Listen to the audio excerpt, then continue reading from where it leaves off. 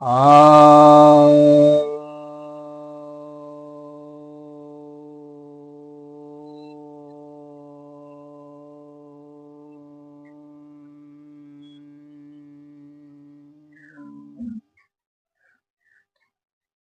सभी भक्तजनों को सप्रेम नमन।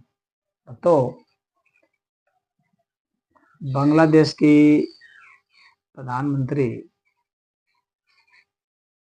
शेख हसीना जी का तख्ता पलट हो गया, तो वे भारत आ गई हैं। वहाँ पर उनको देश छोड़ना पड़ गया। उपद्रवियों ने वहाँ उनके स्थान में घुस करके तोड़ फोड़ भी कर दी, लूट पाट भी कर दी। वहाँ के मिलिट्री मिली हुई थी उनसे और वो सब देखती रही, इंटेलिजेंस भी मिला हुआ था। तो अब प्रश्न उठता है, इस पर बहुत चर्चाएं हो रही हैं। पूरा अगर आप खोलेंगे टीवी तो सब ने वही कहा, लेकिन वास्तव में देखा जाए तो ये कोई आश्चर्य, मेरे लिए तो कुछ भी आश्चर्य नहीं रहा। जो एक बार कुरान और हदीस को पढ़ लेगा वह जान जाएगा कि ये मुस्लिम क्या करने वाले हैं, इनका एजेंडा क्या है और ये आगे क्या करेंगे। और वे जो जो हो रहा है, चाहे अफगानिस्तान में हो रहा है, चाहे पाकिस्तान में हो रहा है, चाहे बांग्लादेश में हुआ, चाहे ब्रिटेन में हो रहा है, चाहे फ्रांस में हुआ, या जहां जहां जो जो हो रहा है, ये मुस्लिम जो कर रहे हैं उसको आपको समझने के लिए बहुत सरल है कि आप एक बार कुरान पढ़ जाइए, आप समझ जाएंगे कि क्या हो रहा है क्यों हो रहा है, कैसे हो रहा है और आगे क्या होगा। इनको दारुल इस्लाम बनाने का लक्ष्य दे दिया गया है और उसी रास्ते पर वो चल रहे हैं। जो उनको मिलेगा, जो मुस्लिम बनेगा, मुसलमानों की बात मानेगा, बस उसके ही ये साथ हैं और किसी को गैर मुस्लिम ये रहने नहीं देंगे। और जहाँ पर सत्ता में जिसका समर्थन करते हैं, तो वहाँ पर ये सत्ता में समर्थन करते हैं, तो जो सत्ता के लिए इनका समर्थन लेते हैं वे सोचते हैं कि हम इनका समर्थन ले रहे हैं, लेकिन वस्तुतः समर्थन ये जो है ले रहे होते हैं। और अंत में जब लगता है कि नहीं अब पर्याप्त हो गया, अब हम लोग पास ऐसे विकल्प हैं, हम लोग के पास मौके हैं, तो उसको खत्म करके अपने में बैठ जाते हैं। ये कोई आज से नहीं, शुरू से होता रहा है और आगे भी होता रहेगा। इनको डेमोक्रेसी नहीं चाहिए होती है, डेमोक्रेसी का इनको लक्ष्य नहीं दिया गया, इनको लक्ष्य दिया गया सरिया का, तो सरिया इनका लक्ष्य है। और जो भारत में बहुत सारे लोग ऐसे बैठे हुए हैं जो ये सोचते हैं कि नहीं ये जो है डेमोक्रेसी की बात करते हैं, तो ऐसा नहीं, ये दुनिया में कहीं भी डेमोक्रेसी की बात नहीं कर सकते। ये जो संविधान बचाने की बात कभी कभी सुनते हैं, ये सब फजूल की बातें हैं। ये सिर्फ और सिर्फ सरिया और सिर्फ कुरान और सिर्फ मोहम्मद और सिर्फ अल्लाह की बात करते हैं इससे रत्ती भर भी न इधर न उधर। और जो भी इनके रास्ते में बाधा आएगा उसको खत्म कर देते हैं, और जो सहयोगी होगा उसको साथ देते हैं। ये अपने वोट की कीमत लेते हैं। अगर किसी को वोट देते हैं, चाहे अखिलेश को दे रहे हो, चाहे ममता बनर्जी को दे रहे हैं, चाहे राहुल गांधी को दे रहे हो, चाहे शेख हसीना को दे रहे थे, चाहे इंग्लैंड में जो वहाँ के थे ऋषि सुनक उनको दे रहे थे, या किसी लेबर पार्टी के जो है उनको दे रहे थे, या किसी को फ्रांस में दे रहे हैं, या अमेरिका में दे रहे, कहीं दे रहे हैं, इनकी हर जगह एक ही शर्त होती है कि इनका वोट आप तभी पा सकते हैं जब इनको पूरी छूट दी जाए, ये जो चाहे सो करें। और ये करेंगे क्या? जो कुरान में लिखा हुआ है, दूसरे को मारना, पीटना, लूटना, धमकाना, बलात्कार करना, लव जिहाद करना, मुसलमान बना लेना, तो हथियार बेचना, हथियार बनाना, सब तरह के ये कार्य करेंगे। तो ये जो कर रहे हैं तो कोई आश्चर्य की बात नहीं है। अब देखिए वहां पर हिंदुओं को मारा जा रहा है। हिंदुओं के हुआ था कि आरक्षण की बात हो रही थी कि कोर्ट ने आरक्षण दिया था जो वहाँ के फ्रीडम फाइटर थे उन लोगों के लिए, तो इन लोगों ने वो कर दिया। कोई आरक्षण आरक्षण कुछ नहीं, सब बेकार बहाने हैं, किसी भी बहाने से ये करते। वो एक कोई बहाना बना लेते, कोई भी बहाने से ये वही काम करते, तो इनके पास बहानों कमी नहीं है। और वहां पर उन्होंने किया, और वहाँ कट्टरपंथी जो थे, रेडिकलिस्ट थे, तो वे लोग ही फैसला करते हैं, दे कॉल द शॉट्स। जो उनकी बात मानेगा वो साथ रहेंगे, जिंदा रहेंगे। और वहां पर बात मानना आवश्यक है। मस्जिदों में जो फैसले हो जाते हैं, मौलाना ने जो फतवा जारी कर दिया उसको मानना बाध्यकारी है, तो सारे लोग उसमें चलते हैं, जितने भी मुस्लिम। तो वहां पर उनको साथ मिल गया और उन्होंने ऐसा कर दिया। भारत में भी ऐसा ही करने का प्रयास था, लेकिन चूंकि भारत बड़ा देश है, और सबसे बढ़ के बात है कि यहाँ के मिलिट्री को ना अभी अमेरिका खरीद पाया है, ना पाकिस्तान और ना चीन, इसलिए भारत अभी कुछ सुरक्षित है। और मिलिट्री में मुस्लिमों की संख्या कम है। अगर मुस्लिमों की संख्या मिलिट्री में बढ़ जाएगी ना, तो उस समय ये तुरंत पलटा मार जाएंगे, कहेंगे कि हम तो इस्लाम के समर्थक हैं भाई, हम मुसलमानों के विरोध में नहीं जा सकते। अगर कहीं धरना प्रदर्शन हुआ और कहा जाए कि मारो इनको गोली, तो वे मना कर देंगे। तो भारत में अभी बचा हुआ है। खालिस्तानियों के माध्यम से कोशिश की गई थी नरेंद्र मोदी के खिलाफ भी, कि प्रधानमंत्री के घर में घुसने की यहाँ भी योजना थी। 2 बार 3 बार कोशिश कर चुके हैं सब। तो जो प्रयोग यहाँ पर नहीं हो पाया, वो प्रयोग वहां पर वो किए, क्योंकि छोटा देश है, वहां करना आसान है। और वहां पर 90% संख्या वो हुड़दंगों की है, तो वहां तो आसानी से कर लेंगे। यहाँ भारत में हिंदू अभी बहुमत में है, तो जब तक हिंदू बहुमत में है तब तक ये संविधान है, तब तक ये मिलिट्री है, तब तक ये सब कुछ यहाँ व्यवस्था है, तब तक जो यहाँ अराजकता नहीं है, तब तक यहाँ पर विज्ञान का विकास है, शिक्षा का विकास है, संस्कृति का विकास है, धर्म का विकास है, न्याय का विकास है, हर कुछ है।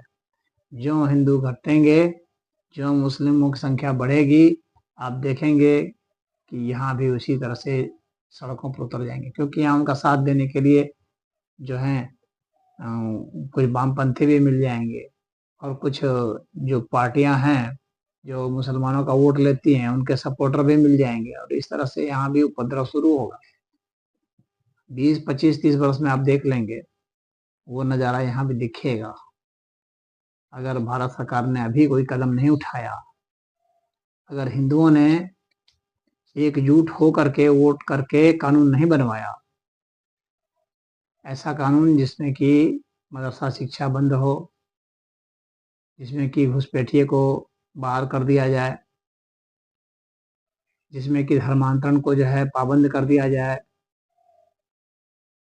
और जो है ऐसे करने वालों की संपत्ति जब्त कर ली जाए, उनकी नागरिकता रद्द कर दी जाए, उनको अस्थायी रूप से जेल में डाल दिया जाए या फांसी दे दी जाए। शुरू से ही जब वो अपनी जड़ फैला रहा है, तब से ही अगर उसको काटना शुरू नहीं किए, तो बहुत ही बुरी स्थिति 25 30 वर्ष में आ जाएगी, जो कंट्रोल के बाहर हो जाएगी। क्योंकि अब हर जगह हर स्ट्रीट पर निकल जाएंगे लोग, तो आप प्रशासन से तो मुकाबला नहीं कर सकते। फिर मुकाबला तो तभी हो सकता है जब आपके भी उतने ही आदमी हो। कोई किसान आंदोलन चला रहा है और किसान आंदोलन के आड़ में खालिस्तानी घुस रहे हैं, तो आपके पास भी किसान आंदोलन होना चाहिए उसके काउंटर में। अगर वे 10,000 की भीड़ लेके आ रहे हैं, तो आपके पास भी 4 लाख की भीड़ होनी चाहिए, जो उसका मुकाबला उसी के स्टाइल से करे। क्योंकि देखिए, गुंडों का मुकाबला गुंडागर्दी से ही हो पाएगा, वो शराफत से नहीं हो पाएगा। उनकी दवाई मार ही है। जो तरीका इजराइल ने अपनाया है, एकमात्र तरीका वही है, और दूसरा कोई तरीका है नहीं। और अगर कोई दूसरा तरीका अपनाने की कोशिश किया, सहानुभूति रखी, तो उसे भागना ही पड़ेगा या मरना पड़ेगा।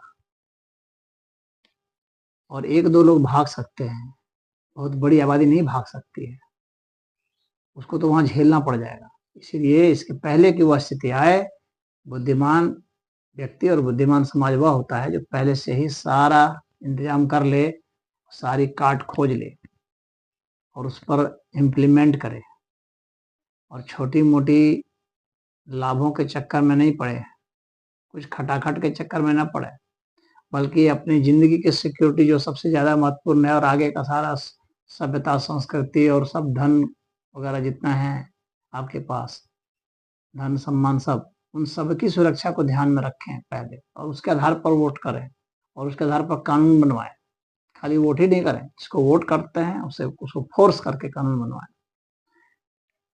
यदि ऐसा हुआ, यहाँ यदि मैं लगा रहा हूँ क्योंकि नहीं भी हो सकता है, क्योंकि आप देखेंगे तो पाएँगे कि बहुत पहले ईरान में भी जो है पारसी भी रहते थे तो हिंदू भी रहते थे। वो समाप्त हो गया। वही हाल इराक का था, वही हाल अरब का था, वही हाल अफ़गानिस्तान का था, वही हाल जो है पाकिस्तान का था, बांग्लादेश का था, श्रीलंका का, ये सब जगह जितने भी थे सब हिंदू थे। लेकिन क्या हो गया? मिशनरियों ने आ करके बदल दिया। तो ऐसा नहीं है कि नहीं मिटेंगे, मिट रहे हैं। ये अभी जो भारत बचा है, इसी में आप देखेंगे कि कितने ऐसे राज्य हो चुके हैं जहाँ हिंदू अल्पमत हो चुके हैं। तकरीबन 7 राज्य तो ऐसे हो चुके हैं और बहुत सारे ऐसे जिले हो चुके हैं बहुत सारे राज्यों में जहाँ की हिंदू अल्पसंख्यक हो चुके हैं। तो वहाँ आपको फाइट बैक का वो मौका नहीं देंगे। अगर वे कहीं अल्पसंख्यक हैं तो वो तो फाइट बैक कर रहे हैं, अपनी तेजी से आबादी बढ़ा रहे हैं, क्योंकि आप उनको सता नहीं रहे हैं, आप उनको बाधा नहीं कर रहे हैं, आप उनको धर्मांतरण नहीं कर रहे हैं, लेकिन वे कर रहे हैं। तो जहाँ वे कम संख्या में हैं वहाँ वो फ्री हैं, क्योंकि वे जानते हैं कि हमको बढ़ना है, ये लोग हमारे लिए कोई बाधा नहीं बनेंगे। और जहाँ वे ज़्यादा संख्या में हो गए, आप कम है, वहाँ वो कहेंगे बढ़ने ही नहीं देंगे। ये हर जगह है। तो इस खतरे को आँकिए। और पूरी दुनिया में जो युद्ध हो रहे हैं ना, ये सभ्यताओं का युद्ध है और अभी होगा। अभी तो शुरू हुआ है, अभी इसका विकराल रूप आना है, अभी तो ये शुरू हुआ है और धीरे-धीरे ये पूरे विश्व को निगल जाएगा। पूरे विश्व में संघर्ष होगा, क्योंकि जो किसी को बर्दाश्त ही नहीं करता, तो दूसरे लोगों के पास लड़ने के सिवाय कोई विकल्प रह नहीं गया। तो लड़ना मजबूरी है, तो उसके लिए हर तरीके से, कानूनी तरीके से, आर्थिक तरीके से और शारीरिक बल से, वेपन से, ऑर्गेनाइजेशन से, मिलिट्री से, हर तरीके से तैयार होकर के, हर बुद्धि से लड़ना होगा, अन्यथा भागने का मौका नहीं है। अब बांग्लादेश में जो कुछ हिंदू हैं उनको सताया जा रहा है, मारा जा रहा है, मंदिरों को जलाया जा रहा है, तो भाग करके कहाँ जाएंगे? अब है कहाँ देश? भाग करके भारत आएंगे, लेकिन जब भारत में वही आफत आएगी तो अब कहाँ भागोगे? तो हर जगह भागने से काम नहीं होता, मुकाबला करने से होता है। भागते भागते धरती छोटी पड़ जाएगी और अंत में लड़ना ही पड़ेगा। इसराइल को क्या हुआ? इसराइल भी भागता रहा, अंत में लड़ना ही पड़ रहा है। छोटा सा देश बच गया है, पहले बहुत बड़ा हुआ करता था, लेकिन अब लड़ना पड़ रहा है। जिस दिन लड़ना छोड़ देगा उस दिन खत्म हो जाएगा। लड़ना उसके लिए मजबूरी है। लाख पूरी दुनिया के लोग कहें इजराइल मत लड़ो, लेकिन वो लड़ेगा, क्योंकि वो जानता है नहीं लड़ेंगे तो ये सब मार देंगे हमें, क्योंकि ये तो छोड़ने वाले हैं नहीं, तो मारेंगे ही मारेंगे। तो वही हाल है। तो जो शत्रु इजराइल का है वही शत्रु हाँ हिंदुओं का भी है। जो यहूदियों का शत्रु है वही हिंदुओं का भी है, जो ईसाइयों का शत्रु है वही हिंदुओं का भी है। हिंदुओं के तो सारे शत्रु हैं, तो हिंदुओं को तो सबसे लड़ना ही पड़ेगा और लड़ने में समर्थ नहीं हुए तो मिटना पड़ेगा। बहुत सिंपल सा मैथमेटिक्स है, कोई इसमें रॉकेट साइंस नहीं है। तो बांग्लादेश में जो कुछ भी हुआ वो आश्चर्य नहीं है। भारत को सबक लेना चाहिए। अगर भारत ने सबक नहीं लिया तो ये प्रयोग भारत में भी होगा। इसमें जो भी शक्तियां हैं, वामपंथी शक्तियां हैं, तो चाइना आप कह लीजिए या जो भी आप कह लीजिए, लेकिन उसको मैं कम्युनिस्ट ही कहूँगा, क्योंकि वो चाइना का हो चाहे इंडिया का ही कम्युनिस्ट हो, वो सब उसी का सपोर्ट करेंगे। उसी तरह इस्लामिक है, चाहे आप उसको पाकिस्तान कर लीजिए, ISI का एजेंट कर लीजिए, चाहे और भी देश हो, तुर्की कर लीजिए या जो कर लीजिए, सारे वही एक ही है, वो सब सपोर्ट करेंगे। उसी तरह ईसाई कर लीजिए, ईसाई मिशनरियाँ भी यहाँ हिंदुओं को मिलाना चाह रही। शेख हसीना ने तो खुद कह दिया कि वो जो है अमेरिका खुद दबाव बना रहा था, छोटा सा उसका हिस्सा मांग रहा था, जहाँ एक छोटा सा जो है ईसाई देश बनाने की उसकी अमेरिका की प्लानिंग थी। अमेरिका भारत के भीतर में ईसाई देश बनाना चाह रहा है, बांग्लादेश के कुछ हिस्से को मिला करके।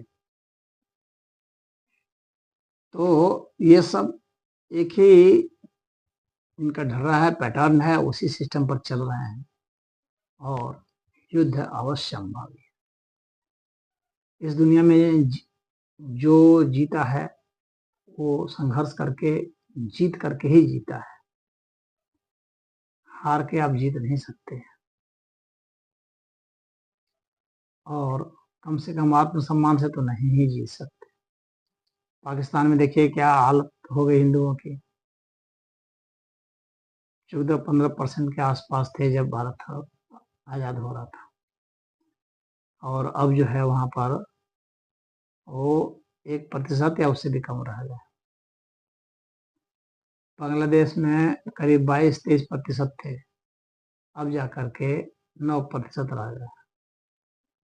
तो धीरे धीरे घट ही जा रहे हैं, घटते चले जाएंगे, मिट जाएंगे, बढ़ तो रहे नहीं है, जबकि वे बढ़ रहे हैं। उस समय भीमराव अम्बेडकर जी ने कहा था कि आबादी एक्सचेंज हो जाना चाहिए। जब धर्म के नाम पर ही बंटवारा हो रहा है तो आबादी एक्सचेंज हो जाए, यहाँ से मुस्लिम जो है उधर चले जाए, उधर के हिंदू इधर आ जाए। तो नेहरू और लियाकत अली का जो पैक्ट हुआ, उसके कारण जो है धोखाधड़ी हो गई हिंदुओं के साथ। नेहरू तो वैसे भी हिंदुओं के खिलाफ थे, तो धोखाधड़ी करके हिंदुओं को उधर रोक लिया, मुसलमानों को इधर रोक लिया, हिंदुओं को वहां मिटा दिया, मुसलमान यहाँ बढ़ गए। अब हाँ, हिंदुओं को मिटाने में तुले हुए। तो हिंदुओं को भरोसा सिर्फ जो है फायर ब्रांड हिंदुओं पर ही करना चाहिए, जो और ऐसी ही पार्टियों पर करना चाहिए, अन्यथा 20 बरस से 25 बरस से ज़्यादा का समय नहीं है, इतने में ही जो है गेम पलट जाएगा बिल्कुल ही, और उपद्रव होना शुरू हो जाएगा। इंग्लैंड भोग रहा है, फ्रांस भोग रहा है, अब लाख उपाय करके वो लोग कुछ नहीं कर पाएंगे। जल रहा है और हर आए दिन दंगा हो रहा है, कितने लोग मारे जा रहे हैं, दुकान लूटे जा रहे हैं, औरतों की इज्जत लूटी जा रही है। तो वो सब बढ़ जाना होगा, मतलब कि स्थिरता, शांति, सौहार्द, सभ्य तरीके से रहना तो बस ये जानते ही नहीं, ये जीने ही नहीं देंगे। ये आपको मान के चलना है, क्योंकि जो उनका इतिहास नहीं पढ़ता ना वही धोखा खाता है। उनका इतिहास पढ़ें, उनके धर्म ग्रंथों को पढ़ें, उनका क्या टारगेट दिया हुआ उसको समझें और उसके अनुसार से अपनी नीति बनाएं। सबसे पहले तो वे अपने पड़ोसियों पर ही आक्रमण करते हैं, अपने मित्रों पर ही आक्रमण करते हैं। जिनको मित्र कहते हैं ना, वो मित्र उसको नहीं मानते, शत्रु मानते हैं। उसको इसी अर्थ में मित्र मानते हैं कि इसको मैं जो है मुसलमान बना लूंगा, इसके घर वालों को मुसलमान बना लूंगा, इसकी बहन को भगा जाऊंगा, इसकी बेटी को भगा ले जाऊंगा, इसी अर्थ में, और कोई अर्थ नहीं है। इस चीज से सदैव सचेत रहने की जरूरत है, अन्यथा वो विपत्ति आने ही वाली है, ये सच्चाई है। तो बांग्लादेश में जो विद्रोह हुआ कोई अचंभा नहीं है, बहुत सिंपल सी लॉजिक थी, और जो होना ही था वो एक नेचुरल जो है प्रोग्रेशन था। नेचुरल प्रोग्रेशन वहाँ हुआ, पाकिस्तान में भी हुआ, अफगानिस्तान में हुआ, सब जगह इनका नेचुरल प्रोग्रेशन है वैसा ही, और भारत में भी ऐसा होगा अगर भारत समय रहते नहीं चेता तो। और ये यदि जो है ना, ये भी 25 बरस तक का है मैक्सिमम, इसके बाद यदि नहीं रह जाएगा, इसके बाद हाथ से बाहर चली जाएगी, क्योंकि उनके भी हाथ जीतने लगेंगे, विधायक सांसद सब बनने लगेंगे, वहां वो कानून ही नहीं बनने देंगे। तो इसमें इतना ही। हरिओम।